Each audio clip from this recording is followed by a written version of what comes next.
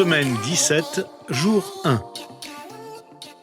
Bonjour et bienvenue à Dieu au quotidien, notre série d'études méditatives sur l'Évangile selon Jean avec le pasteur Tom Holliday.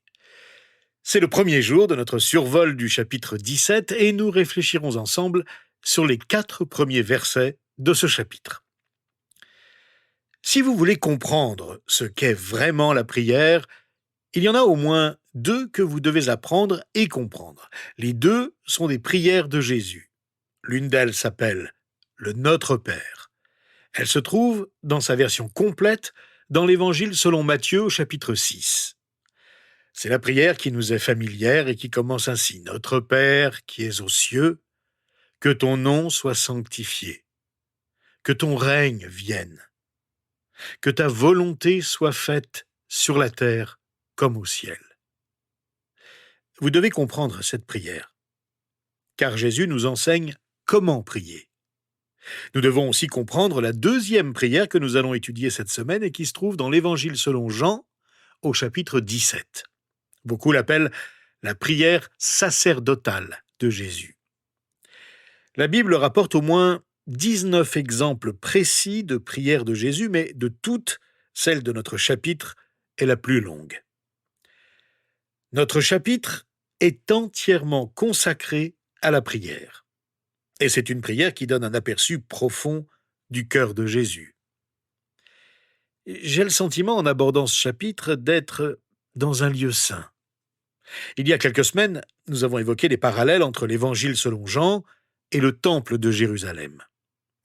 En parcourant cet Évangile, on a l'impression de se rapprocher de plus en plus du Temple et du Saint des Saints, le lieu le plus sacré du Temple. Le livre de Jean nous emmène de la cour du Temple au lieu très saint. On appelle cette prière de Jésus la prière du grand prêtre, ou prière sacerdotale, car elle précède le sacrifice de Jésus, le don de sa vie pour nous. Alors que nous abordons cette prière ensemble cette semaine, je dois admettre un profond sentiment d'incompétence. Comment exprimer correctement la parole de Dieu? Comment en donner toute sa profondeur et sa richesse? Dans sa prière, Jésus parle de nous. Alors que nous abordons ce chapitre, je prie donc pour que Jésus nous parle comme lui seul peut le faire, par son esprit, en utilisant ses dons d'enseignement et d'écoute, pour nous aider à comprendre ce qu'il veut que nous entendions dans sa conversation avec son Père du ciel. Jésus prie pour 3 choses. Il prie pour lui-même, afin d'être glorifié. Il prie pour ses disciples, afin qu'ils soient protégés et consacrés à Dieu. Il prie enfin pour son Église, afin qu'elle soit unie. Et d'une certaine manière, les cercles s'élargissent de plus en plus dans la prière de Jésus. Il commence à parler de lui-même, puis de ses proches disciples, puis de tous les disciples de tous les temps, son Église. À bien des égards, cette prière que nous allons parcourir cette semaine ressemble davantage à une symphonie qu'à un plan. Nous découvrons plusieurs thèmes particuliers dans la prière de Jésus. Ils y apparaissent à plusieurs reprises, et nous allons en examiner quelques-uns. Demain, nous verrons plus en détail comment nous pouvons être une réponse à la prière de Jésus. Jésus a prononcé une prière de foi. De toute évidence, il souhaitait qu'elle soit exaucée. Comment pouvons-nous être une réponse à la prière de Jésus? Nous allons aborder 4 pistes pendant le reste de la semaine. Mais aujourd'hui, j'aimerais nous réunir dans cette prière en écoutant comment Jésus commence sa conversation intime avec Dieu. Lisons ensemble les versets 1 à 4 de notre chapitre.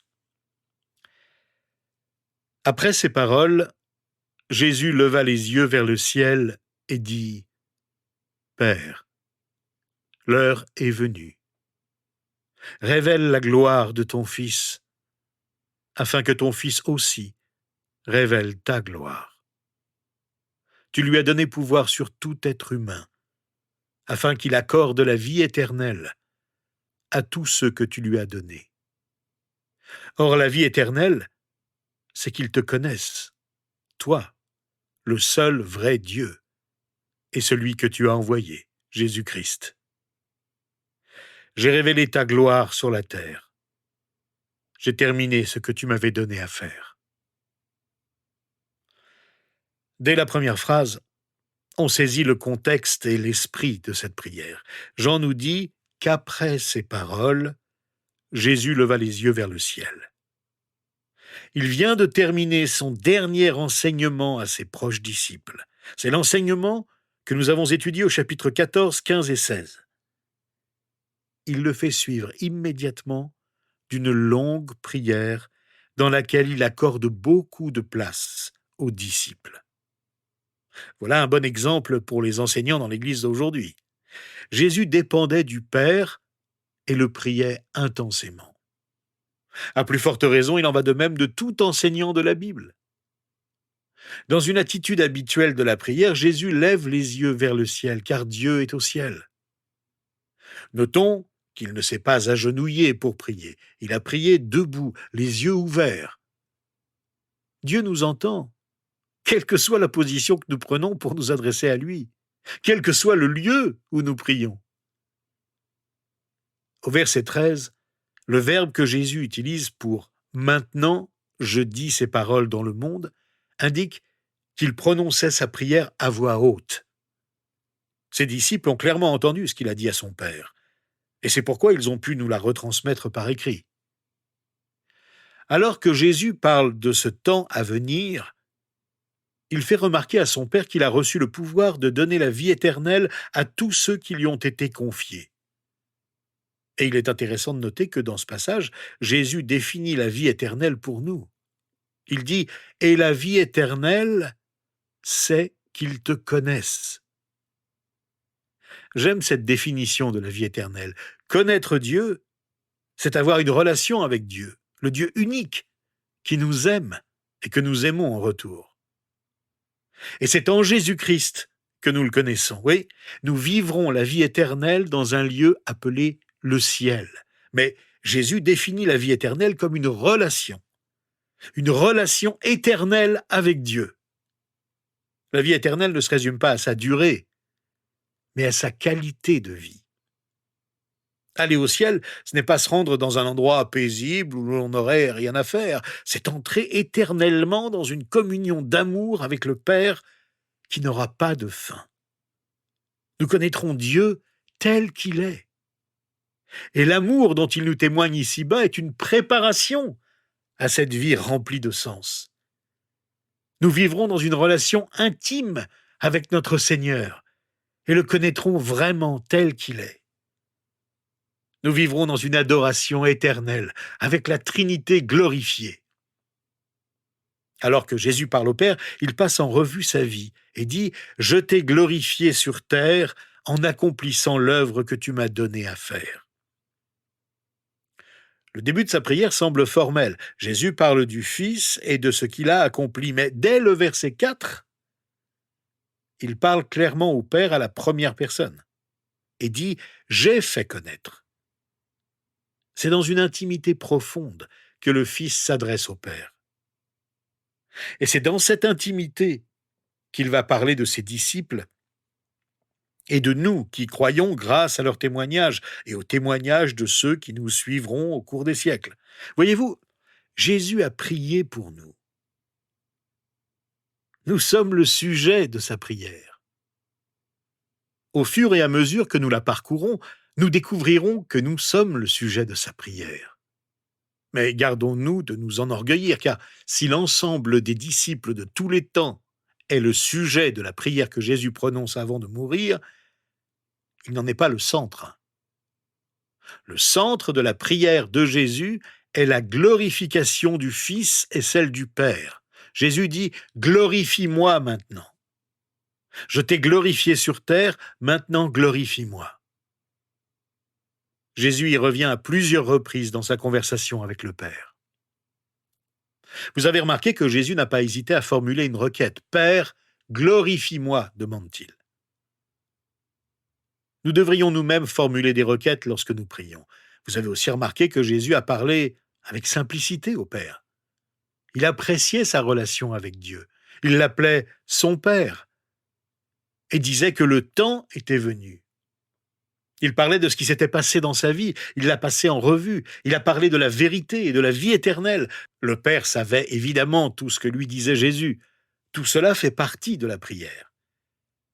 N'hésitons donc pas à passer en revue notre vie à Dieu. Il la connaît, bien sûr, mais nous découvrons ainsi que la prière n'est pas seulement une liste de demandes. Quand nous prions, nous entrons en conversation avec Dieu.